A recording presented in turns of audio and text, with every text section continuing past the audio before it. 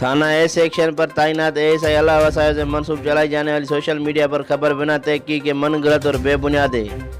Latifabad number 11 Ammani Shah colony के रहायशी समंदर शाह का अपनी बीवी से झगड़ा हुआ, जिस पर उसके ससुराल वालों ने समंदर शाह के खिलाफ थाना ए सेक्शन को कंप्लेन दी, जिस पर थाना ए सेक्शन में कंप्लेन दर्ज करके लड़की को मेडिकल के लिए अस्पताल भेजा। उसी दौरान उनकी बिरादरी के कुछ लोगों ने लड़की के खानदान वालों पर दबाव डाला कि वो कंप्लेन वापस ले लें। पुलिस को जब इस मामले की इत्तला हुई तो पुलिस ने लड़की की फैमिली से बात की और कहा कि आप लोगों को किसी भी किस्म के किसी फर्द के दबाव में आने की ज़रूरत नहीं है, पुलिस हर तरह से आपके साथ ताउन करेगी।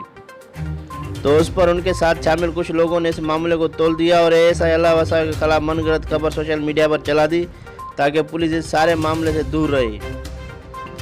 मजहर जमाली, सिंध सोशल न्यूज़, हैदराबाद।